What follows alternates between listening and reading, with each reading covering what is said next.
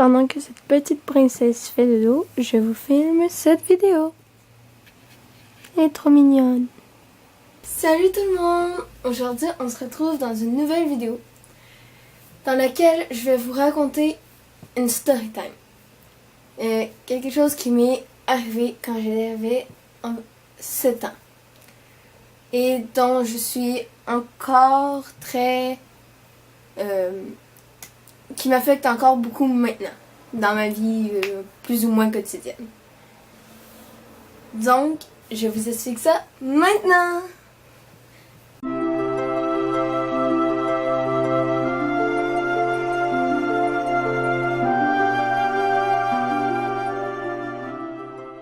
Bon, pour commencer, à l'âge de 7 ans, j'étais en première année. Donc, première année primaire. Donc, j'allais dîner chez moi. Et je restais quand même proche de mon école. Tu sais, j'avais marché un petit peu et j'étais rendue. Et entre mon école et chez moi, il y avait un cinéma et à côté du cinéma, il y avait un resto-bar. Et donc, moi, je voulais juste... Il était 3h l'après-midi, je m'en retournais chez moi, quoi. Ben, cette fois-là, il y avait un homme, en fait, qui avait consommé beaucoup trop pour l'heure où il était, clairement. Beaucoup trop d'alcool. Et je sais pas si c'était son ami ou quoi, mais en tout cas, il y avait un autre homme qui parlait avec lui. Et l'homme qui était trop bourré s'est mis, quand j'ai passé à côté, il s'est mis à vouloir me suivre, si j'avais bien compris, ou un truc comme ça. C'était pas clair du tout, faut le dire, mais limite, il m'a peut-être même pas parlé, mais quand même, moi je me suis sentie énormément visée puisqu'il s'est mis à gueuler qu'il allait me rattraper, de revenir, qu'il allait m'attraper, non. Donc, moi, je suis partie à la course. Je me suis dit, je suis clairement plus rapide que lui, même si je cours pas encore très vite. Et donc, j'ai couru jusqu'à chez moi, ayant peur de me faire suivre. Mais je me suis zéro fait suivre, quoi. Du moins, presque. Ça a été tout le temps... il va-tu me suivre, quoi. Je vérifiais s'il me suivait pas constamment en arrière. Et je suis arrivée chez moi et je n'ai rien dit à ma mère. Pendant très longtemps. Mais je lui ai dit, maman, je ne veux pas retourner tout seul à l'école. Je ne veux pas marcher pour retourner à l'école. Tu sais, je ne veux plus marcher pour revenir de l'école ou aller à l'école. Donc, elle devait venir me chercher et tout ça à chaque fois. Et venir me porter. Jusqu'à ma 4e année ou ma 5e année où j'ai recommencé à dire ok, je vais marcher par moi-même, peut-être même ma 3e année. Mais j'ai laissé 2 ans environ. Et à chaque fois que je passais sur cette rue-là, comme mon école était comme ça, donc là je marchais. Et dès que j'arrivais comme ça, je partais, je courais pas, mais je marchais très très vite. Et je regardais constamment derrière moi à tous les coups. Et après ça, quand je passais le coin, je courais tout le temps un petit peu pour être sûre qu'il n'y avait personne derrière moi ou tout ça, et je vérifiais constamment. Ça me stressait énormément. Un moment donné, je me suis dit, calme-toi, t'as vu, c'est arrivé une seule fois. Ça n'est pas réarrivé depuis, quoi. Et à force de courir autant comme ça, ben, je me suis améliorée en sprint, faut le dire. Parce que je faisais des sprints presque tous les jours, 3-4 fois. Au lieu de prendre une marche de 15 minutes, je prenais une marche de 5 minutes. Donc, je marchais vite, sprintais, remarchais vite, sprintais, jusqu'à chez moi. Et quand je savais que ma mère était chez moi, ben, je m'arrangeais pour marcher un peu plus lent, pour pas courir, quoi. Parce que je voulais pas qu'elle voie que je cours. Mais bon, elle a bien fini par voir que je courais, là, et que je faisais exprès de ralentir devant la maison.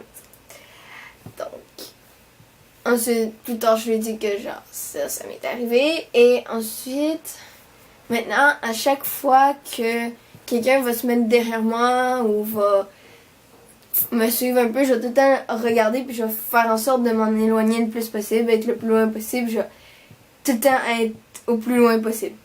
Je déteste me faire suivre et j'ai extrêmement peur de me faire suivre.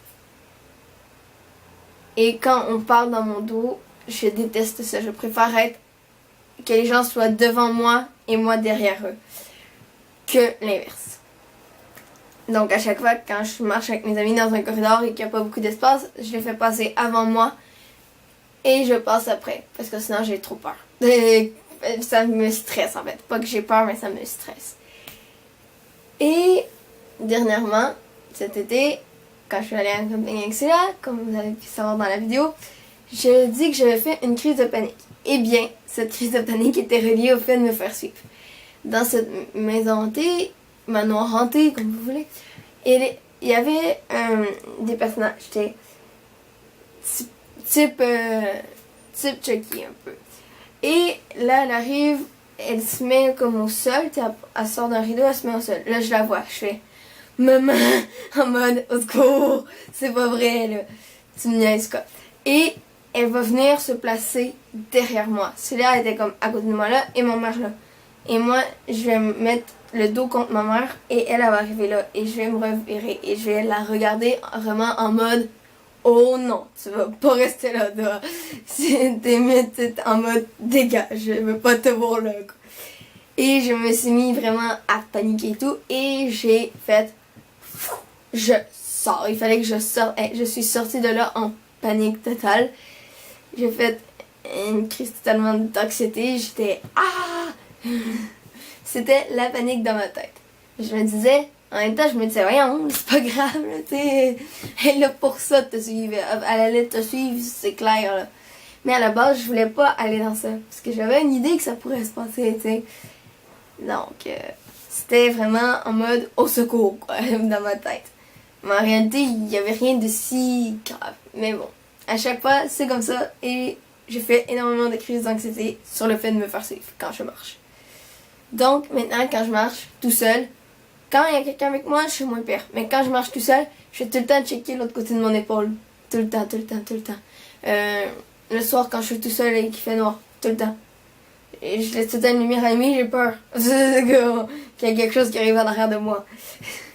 Et c'est à peu près ce qui raconte un peu ma story time. Vraiment.